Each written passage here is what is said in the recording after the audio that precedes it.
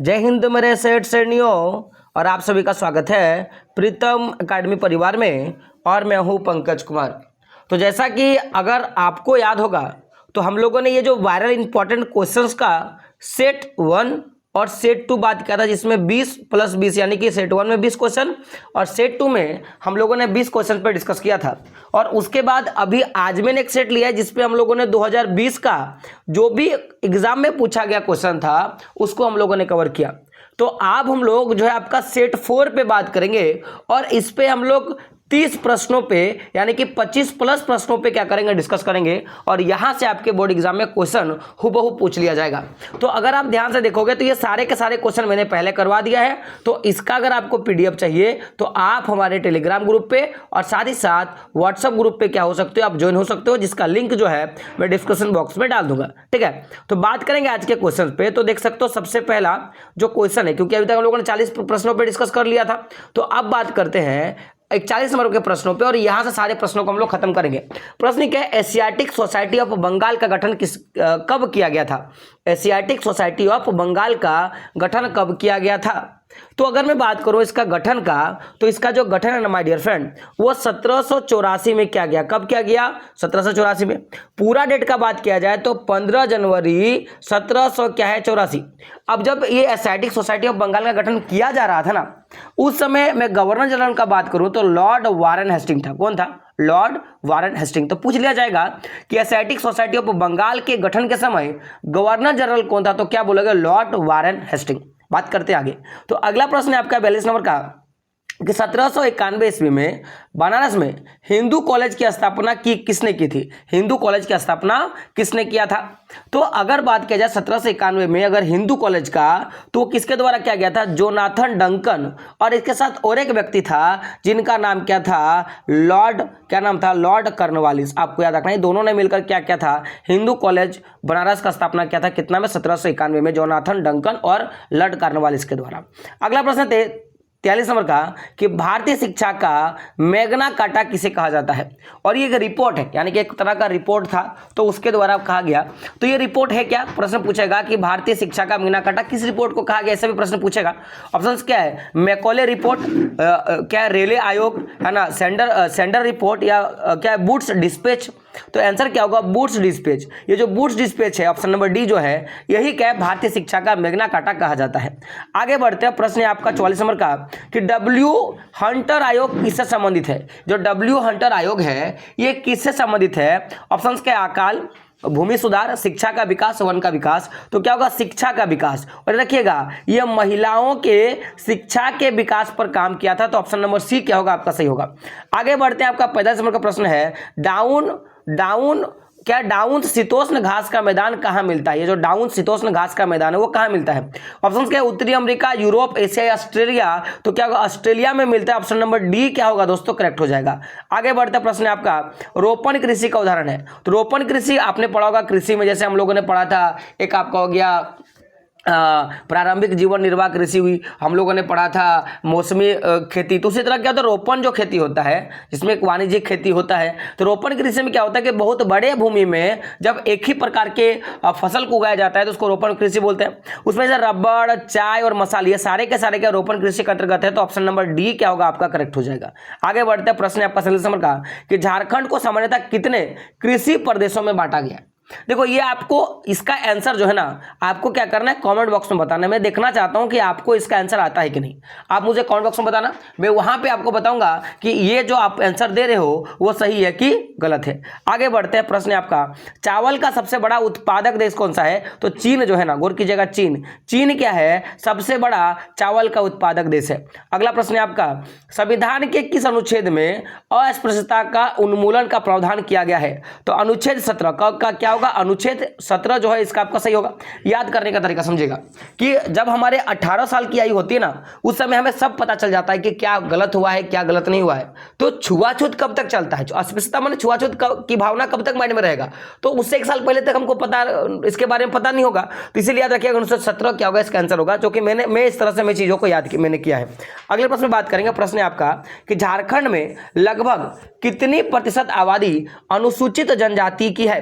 तो गौर कीजिएगा, भारत में जो है आपकी झारखंड में टोटल 32 जो है आपकी जनजातियां हैं, और इस 32 जनजातियों का अगर मैं परसेंटेज का बात करूं तो 26.2% जो जनजातियां हैं वो पूरे झारखंड में कुल आबादी की 26.2% जो आबादी है वो जनजातियों का है। यानी कि ऑप्शन क्या होगा, ऑप्शन नंबर बी 26, क्या हो जाएगा 26। आगे बढ़ते हैं। प्रश्न अगला कि शारदा कानून कब बना। ये जो शारदा कानून है वो कब बना, तो शारदा कानून जो बना था वो 1929 को बना था। पूरा डेट बात किया जाए तो सितंबर, कब का घटना है, सितंबर 28 को, यानी कि 28 सितंबर 1919 को शारदा कानून बना था।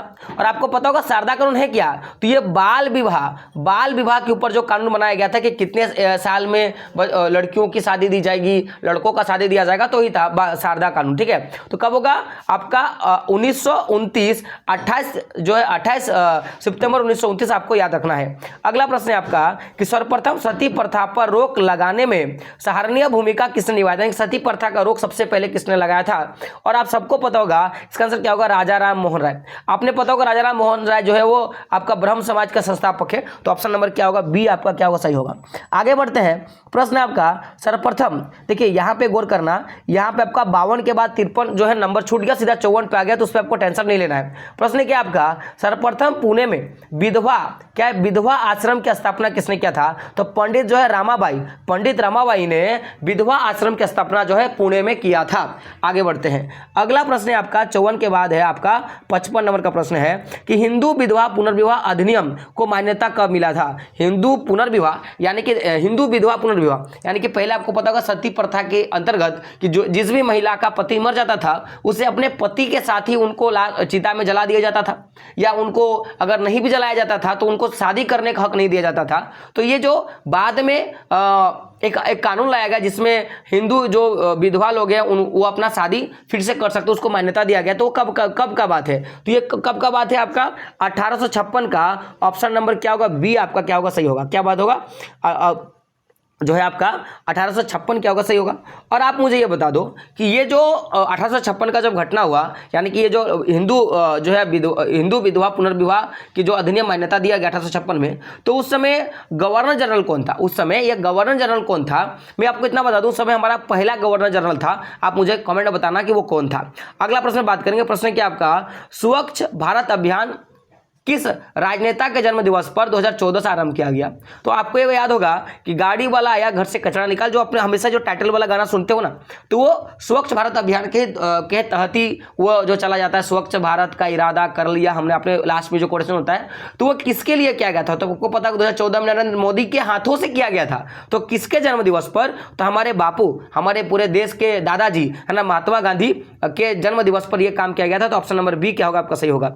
अगला प्रश्न है आपका 57 नंबर का कि खुले में शौच करने से कौन कौन सी बीमारियां पैदा होती है। तो आपको पता होगा जहां शौच वहीं शौचालय, आपने पढ़ा होगा ना, यानी कि यहाँ पे लेटरिन वाली बात हो रहा है कि आप जैसे लोग क्या करते हैं बाथरूम में या लेटरिन रूम में लेटरिन ना जाके खुले मैदान में किसी झाड़ी के बगल में कर लेते, तो उससे क्या बीमारी होता है, तो उससे सांप काटने का डर होता है कि नहीं, बिच्छा काटने का डर होता है या नहीं। यहाँ पे पूछा है कौन सा बीमारी पैदा होगा, तो ऑप्शन क्या है, हैजा, पेचिस, टाइफाइड, इनमें से सभी। तो ये सारे के सारे बीमारी होने के चांसेस है, यानी कि ऑप्शन नंबर क्या होगा, डी आपका सही होगा।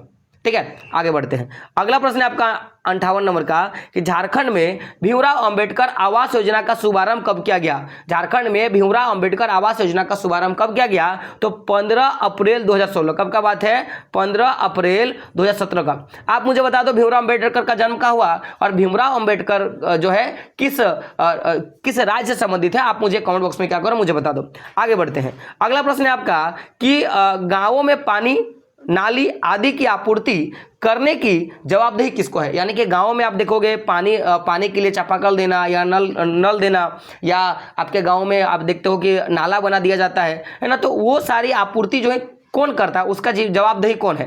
तो ये गांव में होगा तो ग्राम पंचायत, नगर में होगा तो नगर निगम, तो गांव में होगा तो कौन होगा, ग्राम पंचायत। ऑप्शन नंबर बी क्या होगा, आपका सही होगा। आप मुझे बताओ ग्राम पंचायत का मुख्य कौन होता है, प्रधान कौन होता है, उसे क्या कहा गया, मुखिया कहा गया। कौन कहा गया, मुखिया।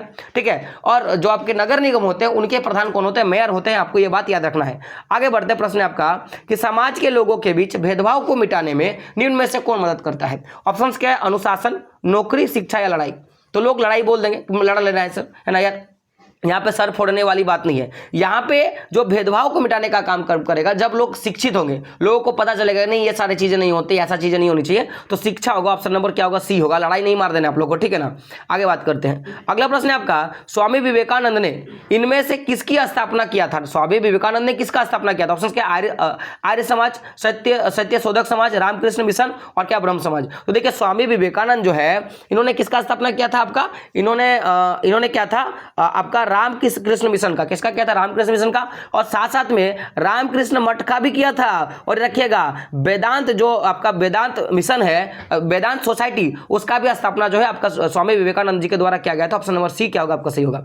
आगे बढ़ते हैं और अगला प्रश्न आपका, गुलामगिरी नामक पुस्तक का रचना किसने किया? देखो इसको आप रट लो, क्यों? क्योंकि ये पुस्तक के जो रचनाकार है ना, इनके बारे में क्लास 10th में हर साल क्वेश्चन पूछा दिया जाता है। तो इनका कौन है? ज्योतिबा राव फुले। ज्योतिबा राव फुले क्या होगा? इसका आंसर होगा ऑप्शन नंबर ए क्या होगा आपका? करेक्ट होगा। आगे बढ़ते हैं। प्रश्न है आपका कि प्राचीन काल में कर्मों के आधार पर समाज में कितने प्रकार की वर्ण माने जाति व्यवस्था पाई गई है? यानी कि ये जो आपने जानते हो ना कि कोई आदमी, अभी आप देखोगे जैसे ये वर्ण व्यवस्था क्या होता है, तो काम के आधार पे, उनके अपने पैसे के आधार पे, पैसे में रुपया नहीं, काम करने का तरीका, उसके आधार पे समाज को प्राचीन काल में जो है वो 4 भागों में बांटा गया था। अभी 4 भाग है क्या? आपने पढ़ा होगा कि किसी का जन्म ब्रह्मा के नाखूनों से हुआ, किसी का जांघ से हुआ, किसी का मुख से हुआ, तो उसी हिसाब से बांट दिया गया और उसके हिसाब से उनको काम को बांटा गया। तो सबसे पहले जो जाति था उसको हम लोग बोलते हैं ब्राह्मण। क्या बोलते हैं? ब्राह्मण, पंडित जी। उसके बाद जो हुआ उसको बोलते हैं क्षत्रिय।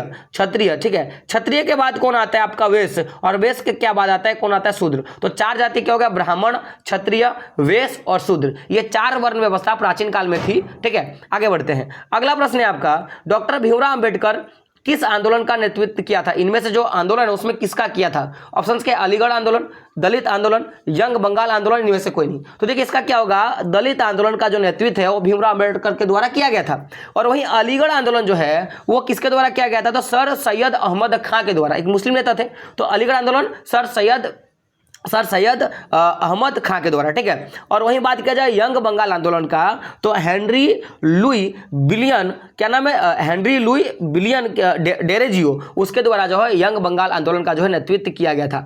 आगे बढ़ते हैं और 65 नंबर का प्रश्न है आपका, चीनी उद्योग का कच्चा माल है, यानी कि चीनी का उत्पादन जो होता है वो किस कच्चे माल के द्वारा होता है? तो आपने पढ़ा होगा गन्ने का रस। तो गन्ना क्या होगा? इसका आंसर होगा यानी कि ईख कतारी इसको बोलते हैं। तो गन्ना ऑप्शन नंबर ए क्या होगा आपका? सही होगा। अगला प्रश्न बात करें। अच्छा ये बताइए, ये जो गन्ना होगा ना वो किस फसल का उदाहरण है? तो गन्ना याद रखिएगा रोपण फसल का उदाहरण है, ठीक है। और गन्ना साल में एक बार बोया जाता है, यानी कि इसको माने तैयार होने में पूरे 1 साल का समय लगता है, ये भी बात आपको याद रखना है। अगला प्रश्न है आपका, निम्नलिखित में से कौन खनिज आधारित उद्योग है? देखिए खनिज आधारित उद्योग का बात कर रहा है, तो जिसमें खनिज पाया जाएगा तो सूती, क्या लोहा, इस्पात, सूती, रेशम और कागज। तो याद रखिएगा लोहा जो होगा, लोहा इस्पात, ये आपका खनिज आधारित उद्योग है। तो ऑप्शन नंबर ए क्या होगा आपका? सही होगा। आगे बढ़ते हैं। प्रश्न है आपका, भारत का सिलिकॉन शहर किसे बोलते हैं? सिलिकॉन वैली जो है आपका भारत का, तो ये बेंगलुरु को कहा गया है। ऑप्शन नंबर बी क्या होगा आपका? सही होगा। आगे बढ़ते हैं। प्रश्न क्या है, बाल विवाह समाज का क्या है? वरदान है, प्रथा है, कुरीति है, रीति है? तो एक प्रकार की कुरीति है। कुरीति मतलब जो एक अच्छा रीति रिवाज नहीं है। तो ऑप्शन नंबर क्या होगा? सी आपका क्या होगा? सही होगा। अगला प्रश्न है आपका, प्रश्न क्या है, भारत सरकार द्वारा बाल श्रम, बाल श्रम मतलब क्या होता है कि आपको पता है 14 वर्ष के कम आयु के बच्चों से काम नहीं लिया जाता है। तो भारत सरकार द्वारा बाल श्रम अधिनियम कब पारित किया गया, ये आपका प्रश्न है। तो बात करेंगे बाल श्रम जो है हमारा वो कब लिया गया था? तो 1986 में इसका अधिनियम पारित किया गया था। ऑप्शन नंबर ए क्या होगा आपका? सही होगा। बढ़ते प्रश्न है आपका कि बाल विवाह निषेध अधिनियम, बाल विवाह निषेध अधिनियम यानी कि जो भी हम लोगों ने शारदा एक्ट के बारे में हम लोगों ने पढ़ा या शारदा मिशन के बारे में, तो बाल विवाह निषेध अधिनियम 2006 के तहत लड़के एवं लड़की का विवाह की उम्र सीमा कितनी वर्ष, यानी कि ये जो लड़का और लड़की का जो शादी का एज होगा उसका कितना एज लिमिट है कि उसके बाद ही लड़कों का लड़की का शादी दिया जाता है? तो लोग बोलेंगे सर कभी भी कर सकते हैं, ऐसा नहीं, कभी नहीं कर सकते। तो एक एज लिमिट है, यानी कि अगर लड़का का उम्र 21 वर्ष होनी चाहिए और लड़की की उम्र जो है 18 वर्ष होनी चाहिए, तब जाके उसका शादी लगा सकता है। अब लोग भाग के शादी कर लेते हैं, उसका मैटर कुछ और है, ठीक है। तो 21 साल और 18 साल क्या होगा? इसका आंसर होगा, ठीक है। और एक बात रखिएगा, अगर मान लिया जाए कि आपको शादी करने का मन नहीं है और आपका एज 21 साल से लड़के का और लड़की का उम्र अगर 18 साल से कम है, तो आप इसके लिए जो है आप याचिका दर्ज कर सकते हो, PIL दर्ज कर सकते हो, ठीक है। आप मुझे बताओ तो ये जो PIL है ना, ये जो रूल है वो कब से लागू किया गया, मैंने वीडियो में बताया, आप मुझे कमेंट में बताओ, ठीक है ना। तो जिनको लगता है कि बाल विवाह नहीं करना है और अगर हो रहा है तो आप जो है PIL याचिका जो है दर्ज कर सकते हो। अगला प्रश्न क्या, यही आपका अंतिम प्रश्न था। तो कुल मिलाकर अगर देखोगे तो हम लोगों ने पूरे के पूरे जो हम लोगों ने ये जो मैं आप सेट आपको दिया था उसमें टोटल हम लोगों ने 70 प्लस प्रश्नों पर डिस्कस किया है और आज हम लोगों ने 25 प्लस प्रश्नों पर डिस्कस किया है। और अगर आप देखोगे आपका जो 16 तारीख को एग्जाम हो रहा है उसमें जो भी आपके सब्जेक्ट आएंगे, चाहे मैथ आएगा, हिंदी आएगा, इंग्लिश आएगा या आपका विज्ञान आएगा, तो वहां के सारे प्रश्नों को हम लोगों ने इंपॉर्टेंट प्रश्न करवाए, आप प्लेलिस्ट पे जाके देख सकते हो। साथ साथ अगर आपको ये वाला PDF चाहिए तो हमारा जो टेलीग्राम ग्रुप है, व्हाट्सएप ग्रुप में ज्वाइन हो जाइएगा, वहां पे आपको ये PDF अवेलेबल करवा दिया जाएगा। तो मिलते हैं दोस्तों अगले वीडियो में, तब तक के लिए जय हिंद, जय भारत और आपका दिन शुभ हो।